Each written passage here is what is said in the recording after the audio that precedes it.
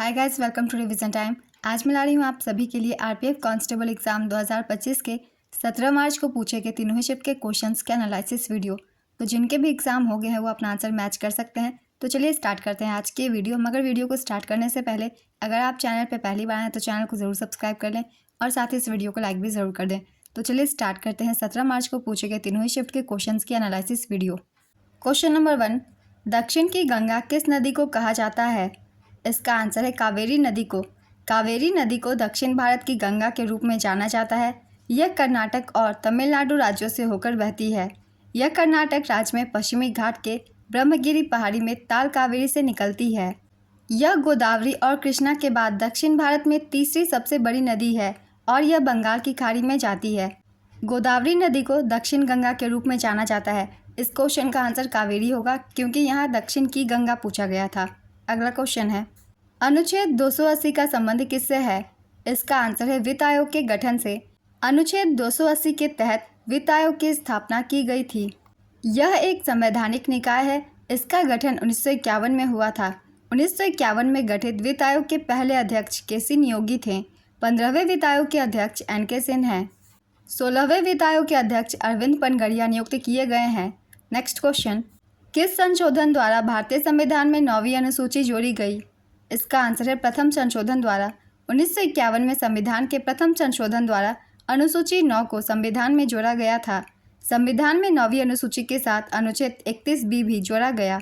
अनुच्छेद 31B में कहा गया है कि 9वीं अनुसूची में शामिल किसी भी कानून या विनियमन को हटाया नहीं जा सकता। नेक्स्ट क्वेश्चन, भारत का कुल क्षेत्रफल विश्व के कुल भौगोलिक क्षेत्रफल का लगभग कितने प्रतिशत है? इसका आंसर है 2.4%। भारत का कुल क्षेत्रफल 32,87,263 वर्ग किलोमीटर है, जो हिमाच्छादित हिमालय की ऊंचाइयों से शुरू होकर दक्षिण के विषुवतीय वर्षा वनों तक फैला हुआ है। यह दुनिया का 7वां सबसे बड़ा देश है। यह क्षेत्रफल की दृष्टि से 7वां बड़ा देश है। ये क्वेश्चन पहले भी एग्जाम में पूछा गया था। अगर आपने पहले की एनालिसिस वीडियो देखी होगी तो आपका आंसर पता होगा।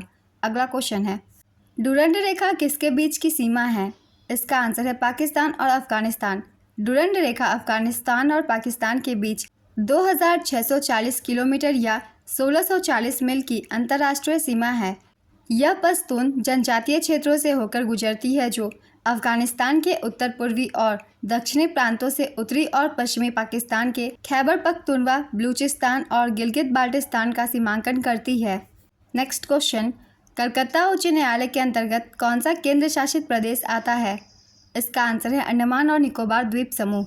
इसका क्षेत्राधिकार पश्चिम बंगाल राज्य और अंडमान और निकोबार द्वीप समूह के केंद्र शासित प्रदेश पर है।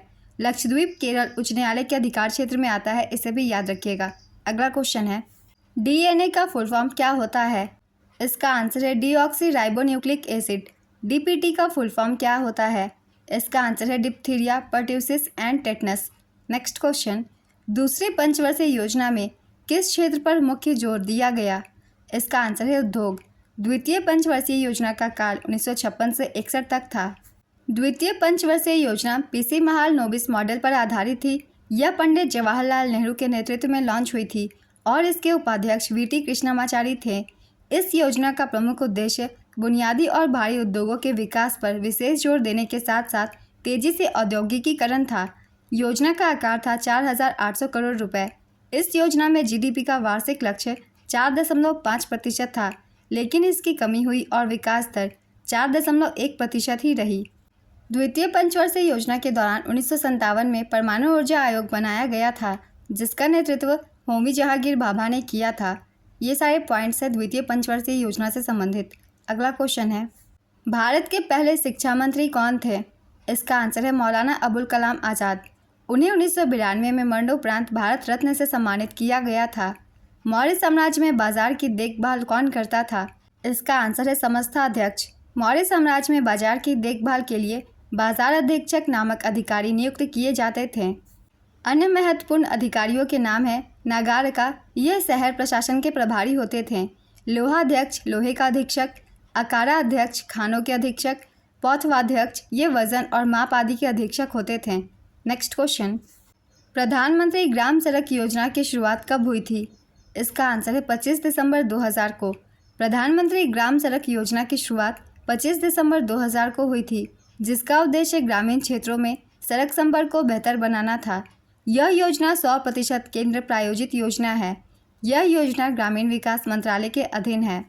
नेक्स्ट क्वेश्चन, जुलाई 2024 से केंद्रीय कर्मचारियों पेंशनभोगियों के लिए डीए में कितनी बढ़ोतरी की गई? इसका आंसर है 3%। भारत का पहला परमाणु केंद्र कौन सा था? इसका आंसर है तारापुर ऊर्जा संयंत्र। भारत का पहला परमाणु ऊर्जा संयंत्र, जिसे तारापुर परमाणु ऊर्जा संयंत्र के नाम से भी जाना जाता है, यह महाराष्ट्र के तारापुर में स्थित है, जो 28 अक्टूबर 1969 को चालू हुआ था। पहले भी ये क्वेश्चन पूछे गए हैं परमाणु ऊर्जा संयंत्र से, तो अगर आपने पहले की एनालिसिस वीडियो देखी है तो इसका आंसर भी आपको पता होगा। अगला क्वेश्चन है, 1857 के सैनिक विद्रोह का तत्कालिक कारण क्या था? इसका आंसर है सैनिकों को चर्बी युक्त कारतूस की आपूर्ति की गई थी। 1857 की क्रांति का तत्कालिक कारण ब्रिटिश सेना द्वारा सेना में चर्बी युक्त कारतूसों वाले एनफील्ड राइफल का इस्तेमाल करना था। यह अफवाह थी कि ये कारतूस गाय और सूअर की चर्बी के बने हुए थे। Next question, east India company किस विद्रोह में समाप्त हो गई? इसका आंसर है 1857 के विद्रोह में। हड़प्पा सभ्यता की खोज किस वर्ष हुई थी? इसका आंसर है 1921 में। यह पाकिस्तान के पंजाब प्रांत में है, जो रावी नदी के पुराने तट पर स्थित है। नेक्स्ट क्वेश्चन, भारत का प्रधानमंत्री केंद्र शासन का डैश प्रधान होता है? इसका आंसर है वास्तविक। दयानंद सरस्वती ने किस समाज की स्थापना की थी? इसका आंसर है आर्य समाज की। दयानंद सरस्वती ने 10 अप्रैल 1875 को मुंबई में आर्य समाज की स्थापना की थी। दयानंद सरस्वती ने सत्यार्थ प्रकाश जैसी कई किताबें लिखी और वेदों की ओर लौटो का नारा दिया। दयानंद सरस्वती ने परोपकारिणी सभा की भी स्थापना की, जिसका उद्देश्य समाज सेवा और शिक्षा को बढ़ावा देना था। स्वामी दयानंद सरस्वती के विचारों को आगे बढ़ाने के लिए 1886 में डीएवी दयानंद एंग्लो वैदिक स्कूल की स्थापना हुई थी। नेक्स्ट क्वेश्चन, पूर्वी घाट के मैदान को क्या कहते हैं? इसका आंसर है पूर्वी तटीय मैदान। पूर्वी घाट और बंगाल की खाड़ी के बीच स्थित तटीय मैदान को पूर्वी तटीय मैदान कहते हैं। इसे पूर्वी तट भी कहा जाता है। यह पश्चिम बंगाल से लेकर तमिलनाडु तक फैला हुआ है। नेक्स्ट क्वेश्चन, टोडा जनजाति का संबंध किस राज्य से है? इसका आंसर है तमिलनाडु से। टोडा जनजाति दक्षिण भारत में तमिलनाडु राज्य के नीलगिरी पहाड़ियों में रहती है। टोडा लोग टोडा भाषा बोलते हैं, जो द्रविड़ परिवार की भाषा है। नेक्स्ट क्वेश्चन, आम चुनाव के बाद प्रोटेम स्पीकर को किसके द्वारा नियुक्त किया जाता है? इसका आंसर है राष्ट्रपति के द्वारा। 1.48 लाख करोड़ रुपए का वर्ष 2024-25 के केंद्रीय बजट में किस क्षेत्र के लिए आवंटन किया गया था? इसका आंसर है शिक्षा, कौशल विकास और रोजगार के लिए। 2024-25 के बजट की वीडियो मैंने डाल रखी थी, उसमें मैंने सभी मंत्रालयों की आवंटन राशि भी लिख दी थी। अगर आप चाहें तो इस तरीके की वीडियो मैं अपलोड करती रहती हूँ, आप देख सकते हैं। बहुत कम समय की होती है और सारा डाटा आपको मिल जाएंगे उसी वीडियो में। अगला क्वेश्चन है, 1947 में स्वतंत्रता के समय कौन सी वाणिज्यिक फसल नहीं थी? इसका आंसर है जूट, कपास, तंबाकू, गन्ना, चाय, कॉफ़ी और रबर। ये सारी वाणिज्यिक फसल थी। इसके अलावा जो ऑप्शन में हो आप उसे टिक कर सकते हैं। भारत के थार रेगिस्तान में बहने वाली इकलौती बड़ी नदी कौन सी है? इसका आंसर है लूनी नदी। लूनी नदी का उद्गम राजस्थान के अजमेर जिले के नाग पहाड़ या नागा पहाड़ियों से होता है। लूनी अजमेर के पास अरावली रेंज के पुष्कर घाटी में उत्पन्न होती है और थार रेगिस्तान के दक्षिण पूर्वी हिस्से से गुजरती है। मैंने काफ़ी बार प्रैक्टिस सेट में इस क्वेश्चन को शामिल किया हुआ है। अगर आप प्रैक्टिस करते होंगे तो आपको इसका आंसर पता होगा। अगला क्वेश्चन है, एशियाई महिला हॉकी चैंपियनशिप 2024 का आयोजन कहाँ किया गया था? इसका आंसर है राजगीर, बिहार में। भारतीय महिला हॉकी टीम ने चीन को हराकर 8वीं महिला एशियाई चैंपियंस ट्रॉफी 2024 जीती। इस जीत के साथ भारत ने दक्षिण कोरिया के 3 बार ट्रॉफी जीतने के रिकॉर्ड की बराबरी कर ली है। भारत इससे पहले 2016 और 2023 में खिताब जीत चुका है। भारतीय महिला हॉकी टीम की कप्तान थी सलीमा टेटे। और यहीं हम रिवीजन कर लेंगे महिला एशियाई चैंपियंस ट्रॉफी 2024 की भी। इसका आयोजन राजगीर, बिहार, भारत में किया गया था 1 से 20 नवंबर 2024 तक। इस बार का संस्करण था 8वां। इसमें सर्वश्रेष्ठ खिलाड़ी दीपिका सहरावत को दिया गया। इसकी शुरुआत 2010 से हुई थी। नेक्स्ट क्वेश्चन, केंद्रीय बजट 2024-25 में की गई घोषणा के अनुसार केंद्रीय वित्त एवं कॉरपोरेट कार्य मंत्री श्रीमती निर्मला सीतारमण के द्वारा युवाओं के लिए कौन सी योजना शुरू की गई? इसका आंसर है एनपीएस वात्सल्य योजना। इस योजना के तहत माता पिता या अभिभावक अपने बच्चों के लिए एनपीएस खाता खोल सकते हैं। नेक्स्ट क्वेश्चन, रोलिंग प्लान किन 2 पंचवर्षीय योजनाओं के बीच लागू की गई थी? इसका सही आंसर होगा 5वीं और 6ठी। जनता सरकार ने 1977 से 78 में 5वीं पंचवर्षीय योजना को अस्वीकार कर दिया और एक नई 6ठी पंचवर्षीय योजना शुरू की, जिसे रोलिंग प्लान के रूप में जाना जाता है। भारत में रोलिंग योजना को डीटी लकड़वाला को लागू करने का श्रेय दिया जाता है। रोलिंग योजना की अवधारणा गुनार मेडल द्वारा गढ़ी गई थी। 24 मार्च 1977 को जनता पार्टी की सरकार बनी और मोरारजी देसाई प्रधानमंत्री बने थे।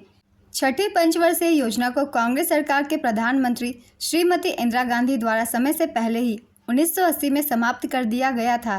5वीं पंचवर्षीय योजना की अवधि 1974 से 1979 तक की थी, किंतु वर्ष 1978 में नवनिर्वाचित मोरारजी देसाई सरकार ने इस योजना को 1 वर्ष पूर्व ही 1978 में खारिज कर दिया। 6ठी पंचवर्षीय योजना 1 अप्रैल 1980 से 31 मार्च 1985 तक थी। रोलिंग प्लान से क्वेश्चन मैंने पहले की प्रैक्टिस सेट में डाल रखी है। अगर आप लोगों ने प्रैक्टिस सेट देखी होगी तो आपको इसका आंसर पता होगा और मैंने काफ़ी बार बताया हुआ है एक्स्ट्रा फैक्ट्स में भी। तो वीडियो को बहुत ही ध्यान से सुना कीजिए क्योंकि इनके एक्स्ट्रा फैक्ट से भी क्वेश्चन पूछ लिए जाते हैं।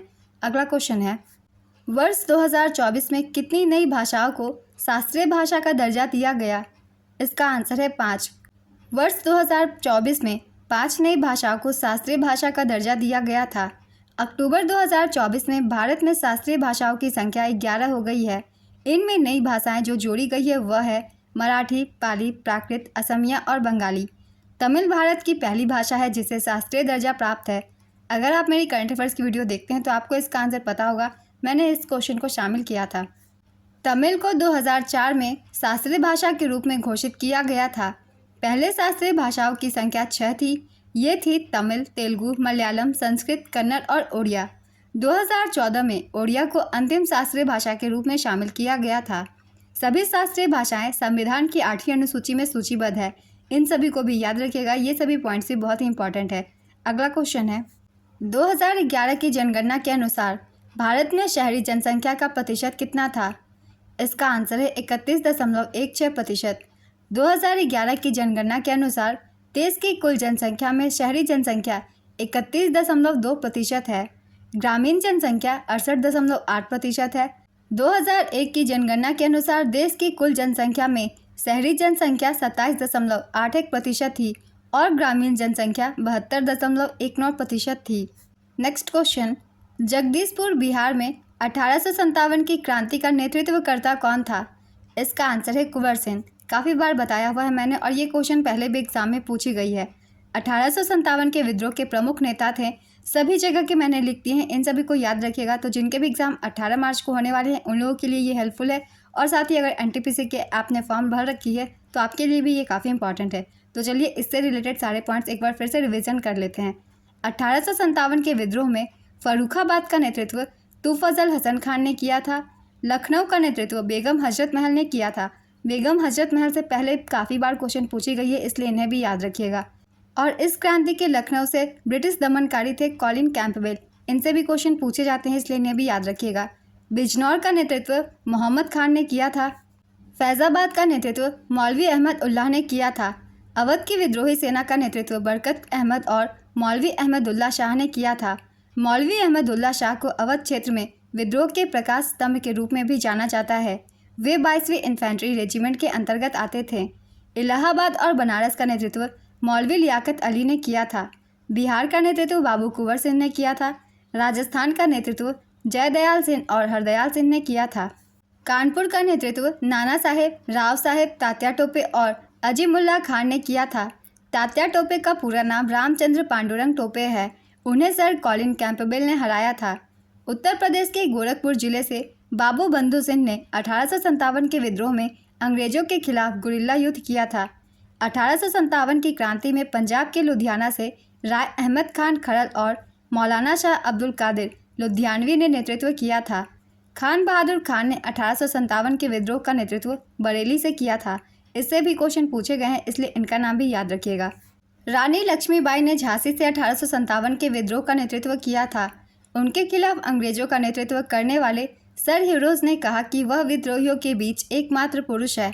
1857 के विद्रोह का दिल्ली में नेतृत्व नाम मात्र को बहादुर शाह के हाथों में था, लेकिन वास्तविक नियंत्रण जनरल बख्त खान के द्वारा किया गया था। 1857 के विद्रोह में मंगल पांडे ने बैरकपुर से नेतृत्व किया था। 1857 के विद्रोह को दबाने में चार्ल्स जॉन कैनिंग सफल रहे थे। वे 1858 में भारत के पहले वायसराय बने। तो ये 1857 के विद्रोह के नेतृत्व करता थे सभी जगहों से, इन्हें भी याद रखिएगा। अगला क्वेश्चन है, कृषि आर्थिक गतिविधि के किस क्षेत्र में आता है? इसका आंसर है प्राथमिक क्षेत्र में। ग्रामीण रोजगार के लिए सबसे महत्वपूर्ण योजना कौन सी है? इसका आंसर है मनरेगा। मनरेगा के तहत 100 दिनों की रोजगार की गारंटी है। यह एक श्रम कानून और सामाजिक सुरक्षा उपाय है जिसका उद्देश्य काम के अधिकार की गारंटी देना है। इससे आधिकारिक तौर पर 2 फरवरी 2006 को महात्मा गांधी राष्ट्रीय ग्रामीण रोजगार गारंटी अधिनियम 23 अगस्त 2005 को पारित किया गया था। इसके तहत लॉन्च किया गया। इस अधिनियम को पहली बार 1991 में पीवी नरसिम्हा राव द्वारा प्रस्तावित किया गया था। मनरेगा मुख्य रूप से ग्राम पंचायत द्वारा लागू किया जाता है। मनरेगा के लिए नोडल मंत्रालय ग्रामीण विकास मंत्रालय है। 2 अक्टूबर 2009 को राष्ट्रीय ग्रामीण रोजगार गारंटी अधिनियम 2005 में एक संशोधन किया गया जिससे अधिनियम का नाम नरेगा से बदलकर एमजी नरेगा कर दिया गया। एमजी नरेगा का पूरा नाम है महात्मा गांधी राष्ट्रीय ग्रामीण रोजगार गारंटी अधिनियम। नेक्स्ट क्वेश्चन, कांतारा फिल्म के निर्देशक कौन है? इसका आंसर है ऋषभ शेट्टी। टीएच विनायक राम किस वाद्य यंत्र से जुड़े हैं? इसका आंसर है घटम। भाषा किस अनुसूची के अंतर्गत आती है? इसका आंसर है 8वीं अनुसूची के। काफ़ी बार मैंने एक्स्ट्रा फैक्ट्स में बताया हुआ है और इस एग्जाम में पहले भी क्वेश्चन पूछी गई है 8वीं अनुसूची से। तुजुक के बाबरी किस भाषा में लिखी गई थी? इसका आंसर है तुर्की में। संविधान का 7वां भाग किससे संबंधित है? इसका आंसर है पहली अनुसूची के भाग बी के राज्यों से संबंधित, जो मूल रूप से रियासतों के रूप में था। इसे संविधान अधिनियम 1956 द्वारा निरस्त कर दिया गया। अनुच्छेद 238 किस भाग में है? इसका आंसर है भाग 6 में। दमन से गोवा तक के तट को क्या कहते हैं? इसका आंसर है कोंकण तट। कोंकण तट भारत के पश्चिमी तटीय मैदान का उत्तरी भाग है जो उत्तर के दमन से लेकर दक्षिण में गोवा तक फैला हुआ है। इससे भी क्वेश्चन पहले पूछे गए हैं, एक्स्ट्रा फैक्ट्स में मैंने आप सभी को बताया हुआ है। अगला क्वेश्चन है, भारतीय संविधान में संशोधन करने की शक्ति किसके पास है? इसका आंसर है संसद के पास। 1857 के विद्रोह में पराजित होने के बाद नाना साहेब कहाँ पलायन कर गए थे? इसका आंसर है नेपाल। दक्कन का पठार किससे बना होता है? इसका आंसर है बेसाल्ट के चट्टानों से। बेसाल्ट में बहुत महीने दाने वाली संरचना होती है क्योंकि यह एक बहिर्मुखी आग्नेय चट्टानें हैं। नेक्स्ट क्वेश्चन, भारतीय राष्ट्रीय कांग्रेस की स्थापना के समय भारत का गवर्नर जनरल कौन था? इसका आंसर है लॉर्ड डफरिन। भारतीय राष्ट्रीय कांग्रेस की स्थापना के समय भारत का गवर्नर जनरल लॉर्ड डफरिन था। इसका कार्यकाल 1884 से 1888 तक का था। भारतीय राष्ट्रीय कांग्रेस की स्थापना 28 दिसंबर 1885 को बॉम्बे में हुई थी। नेक्स्ट क्वेश्चन, 6 से 14 वर्ष की आयु के सभी बच्चों को शिक्षा का अधिकार क्या है? इसका आंसर है मौलिक कर्तव्य है। ये काफ़ी बार एक्स्ट्रा फैक्ट्स में मौलिक कर्तव्य से मैंने ये क्वेश्चन शामिल किया था, तो चलिए एक बार फिर से रिवीजन कर लेते हैं। ये मौलिक अधिकार नहीं है बल्कि मौलिक कर्तव्य है। भारतीय संविधान में शिक्षा के अधिकार को 86वें संविधान संशोधन अधिनियम 2002 के जरिए जोड़ा गया था। इस संशोधन के तहत 6 से 14 साल के बच्चों को मुफ्त और अनिवार्य शिक्षा का अधिकार मिला। इस संशोधन के तहत अनुच्छेद 21A को जोड़ा गया था। शिक्षा का अधिकार अधिनियम के तहत साल 2009 में बच्चों को मुफ्त और अनिवार्य शिक्षा दी जाने लगी। तो ये है इंपॉर्टेंट पॉइंट्स इससे रिलेटेड, इसे भी याद रखिएगा। अगला क्वेश्चन है, पेरिस ओलंपिक 2024 में सबसे ज़्यादा पदक किस देश ने जीता है? इसका आंसर है संयुक्त राज्य अमेरिका ने। भारत ने 1 रजत और 5 कांस्य पदक सहित कुल 6 पदक जीता था। अगला क्वेश्चन है, कौन सा कारण भारत के उत्तर पश्चिम भाग में शीत ऋतु में होने वाली वर्षा के लिए उत्तरदायी है? इसका आंसर है पश्चिमी विक्षोभ। नेक्स्ट क्वेश्चन, 20 सूत्री कार्यक्रम का रोड मैप कब तैयार किया गया था? इसका आंसर है वर्ष 1975 में। 20 सूत्री कार्यक्रम भारत सरकार द्वारा वर्ष 1975 में शुरू किया गया था और इसे 1982, 1986 और फिर 2006 में पुनर्गठित किया गया। पुनर्गठित कार्यक्रम, जिसे 20 सूत्री कार्यक्रम 2006 के रूप में जाना जाता है, 1 अप्रैल 2007 से प्रभावी हुआ था। नेक्स्ट क्वेश्चन, 1857 का स्वतंत्रता संग्राम पुस्तक किसने लिखा था? इसका आंसर है विनायक दामोदर सावरकर ने। जूनियर महिला हॉकी टूर्नामेंट 2024 कहाँ आयोजित किया गया था? इसका आंसर है मस्कट, ओमान में। महिला जूनियर एशिया कप 2024 विजेता थी भारत, उप विजेता चीन। आयोजन इसका किया गया था मस्कट, ओमान में। संस्करण था 10वां। भारत पिछली बार 2023 में भी विजेता रहा था। नेक्स्ट क्वेश्चन, 1956 की औद्योगिक नीति का उद्देश्य क्या था? इसका आंसर है देश के आर्थिक विकास को बढ़ावा देना, औद्योगिकीकरण की गति को तेज करना और क्षेत्रीय असमानताओं को कम करना। नेक्स्ट क्वेश्चन, 1991 के आर्थिक सुधारों से पहले दूसरी क्षेत्र विकसित न होने का कारण क्या था? इसका आंसर है सरकारी नियंत्रण और लाइसेंस तंत्र। महाराष्ट्र में छात्रों के लिए 2024 में कौन सी योजना शुरू की गई है? इसका आंसर होगा लाडला भाई योजना। तो करंट अफेयर से जितने भी क्वेश्चन पूछे जा रहे हैं, ये सभी क्वेश्चन मेरे करंट अफेयर्स की वीडियो में होती है। तो आप मेरी वीडियो के थ्रू बहुत कम समय में डेली करंट अफेयर्स कंप्लीट कर सकते हैं। तो इस तरीके की करंट अफेयर्स की वीडियो के लिए चैनल को भी ज़रूर सब्सक्राइब कर लीजिए और साथ ही बेल आइकन भी ज़रूर प्रेस कर लीजिएगा, ताकि वीडियो की नोटिफिकेशन भी आप सभी को मिल जाए। तो चलिए अब दूसरे क्वेश्चन को देख लेते हैं। हाल ही में पाकिस्तान की पहली महिला ग्रैंड प्रिक्स हॉर्स राइडिंग किसने जीता है? इसका आंसर है एलन बुखारी ने। कौन राष्ट्रपति चुनाव में भाग नहीं लेता? इसका आंसर है संसद के मनोनीत सदस्य और राज्य विधान परिषद के निर्वाचित सदस्य। राष्ट्रपति का चुनाव एक निर्वाचक मंडल द्वारा किया जाता है, जिसमें संसद के निर्वाचित सदस्य और सभी राज्य विधानसभा और दिल्ली और पुदुचेरी के निर्वाचित सदस्य होते हैं। A meeting by the river album किसने लिखा है? इसका आंसर है राय कुडर और विश्व मोहन भट्ट ने। एल्बम का नाम है a meeting by the river. संगीतकार है राय कुडर और विश्व मोहन भट्ट। रिकॉर्ड किया गया था इसे सितंबर 1992 में। इसे रिलीज़ किया गया था अप्रैल 1993 में वाटर लिली एकॉस्टिक्स के माध्यम से। इंस्ट्रूमेंट थी राय कुडर ने स्लाइड गिटार और विश्व मोहन भट्ट ने मोहन वीणा बजाया था। 1994 में 36वें ग्रैमी अवार्ड्स में कुडर और भट्ट को सर्वश्रेष्ठ विश्व संगीत एल्बम के लिए ग्रैमी पुरस्कार मिला था। नेक्स्ट क्वेश्चन, अनुच्छेद 21 किससे संबंधित है? इसका आंसर है जीवन और व्यक्तिगत स्वतंत्रता के अधिकार को सुनिश्चित करने से। चौथी लोकसभा के आम चुनाव कब हुए थे? इसका आंसर है वर्ष 1967 में। चौथी लोकसभा का सत्र 4 मार्च 1967 से 27 दिसंबर 1970 तक चला था। नेक्स्ट क्वेश्चन, शुरुआत में हृदय योजना में कितने शहर को शामिल किया गया था? इसका आंसर है 12 शहरों को। हृदय योजना को राष्ट्रीय विरासत शहर विकास और संवर्धन योजना के नाम से भी जाना जाता है। यह योजना 21 जनवरी 2015 को शुरू की गई थी। यह योजना पर्यटन मंत्रालय की एक केंद्रीय क्षेत्र योजना है। नेक्स्ट क्वेश्चन, अभिधम पिटक में कितने पुस्तक हैं? इसका आंसर है 7 पुस्तक हैं। आगरा का लाल किला किसका बना हुआ है? इसका आंसर है लाल बलुआ पत्थर का। यह किला मुगल बादशाह अकबर ने बनवाया था।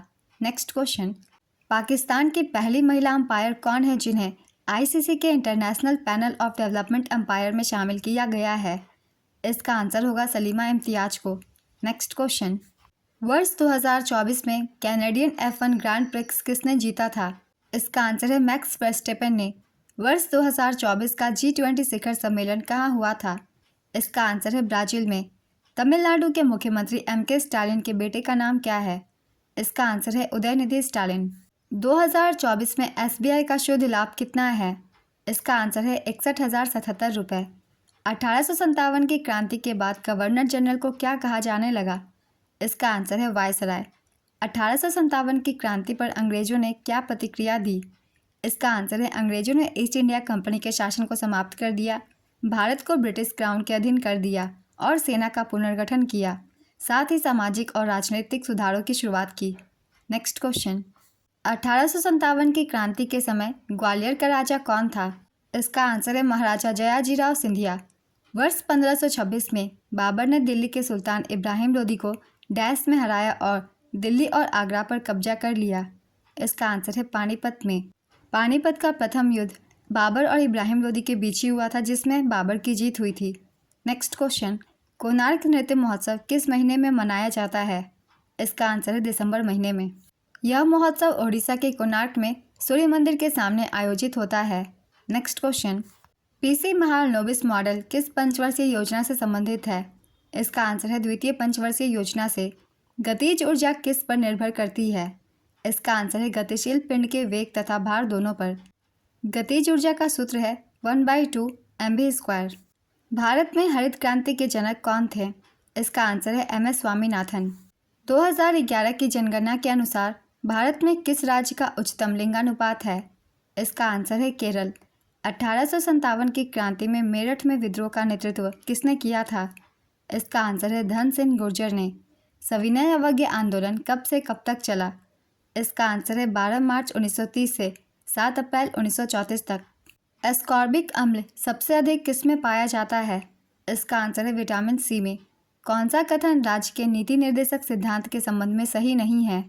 इसका आंसर है मानव तस्करी और जबरन श्रम का निषेध राज्य के नीति निर्देशक सिद्धांत में शामिल किया गया है। ग्रेगर जॉन मेंडल ने किसकी खोज की थी? इसका आंसर है आनुवांशिकता के मूलभूत नियमों की। भारत और सिंगापुर की सेनाओं के बीच 2024 का संयुक्त सैन्य अभ्यास अग्नि वॉरियर कहाँ हुआ? इसका आंसर है महाराष्ट्र के देवलाली फील्ड फायरिंग रेंज में। बोर का पहला परमाणु मॉडल किस पर आधारित था? इसका आंसर है रदरफोर्ड के परमाणु मॉडल पर। बोर का परमाणु मॉडल रदरफोर्ड के परमाणु मॉडल पर आधारित था और इसे जे थॉमसन के प्लम पुडिंग मॉडल को प्रतिस्थापित किया। नेक्स्ट क्वेश्चन, भारतीय संविधान के अनुच्छेद 217 से संबंधित संशोधन कौन सा है? इसका आंसर है 15वां संशोधन अधिनियम 1963। परमाणु मॉडल का प्रस्ताव सबसे पहले किसने किया था? इसका आंसर है जे थॉमसन। चिल्का झील कहाँ स्थित है? इसका आंसर है उड़ीसा में। भारत में सबसे अधिक वर्षा कहाँ होती है? इसका आंसर है मासेनराम मेघालय में। परमाणु के संबंध में कौन सा कथन सही नहीं है? इसका आंसर होगा एक परमाणु के नाभिक में प्रोटॉन और इलेक्ट्रॉन होते हैं। ये कथन गलत है। सही कथन है एक परमाणु के नाभिक में प्रोटॉन और न्यूट्रॉन होते हैं जो कि इलेक्ट्रॉनों द्वारा परिक्रमा करते हैं। नेक्स्ट क्वेश्चन, 42वें संविधान संशोधन में क्या हुआ था? इसका आंसर है प्रस्तावना में समाजवादी, धर्मनिरपेक्ष और अखंडता शब्द जोड़े गए थे। मौलिक कर्तव्यों को शामिल किया गया और राष्ट्रपति को कैबिनेट की सलाह मानने के लिए बाध्य किया गया। ये सभी संशोधन किए गए थे। इनमें से ऑप्शन में एक भी हो तो आप उसे टिक कर सकते हैं। अगला क्वेश्चन है, पर्वतमाला परियोजना या राष्ट्रीय रोपवे विकास कार्यक्रम किस बजट में घोषणा हुआ था? इसका आंसर है बजट 2022-23 में। कार्नो इंजन की दक्षता बढ़ाने का अधिक प्रभावी तरीका कौन सा है? इसका आंसर है कम तापमान में कमी करना। भारतीय संविधान की 5वीं अनुसूची किससे संबंधित है? इसका आंसर है अनुसूचित क्षेत्रों और इन क्षेत्रों में अनुसूचित जनजातियों के प्रशासन और नियंत्रण से संबंधित है। नेक्स्ट क्वेश्चन, किसने सबसे पहले अपने शिलालेखों से जनता तक सूचना पहुंचाई? इसका आंसर है अशोक। हड़प्पा सभ्यता में व्यापार का केंद्र कौन सा स्थान था? इसका आंसर है लोथल। 1857 की क्रांति का ग्वालियर में दमन किसने किया? इसका आंसर है जनरल ह्यूरोज ने।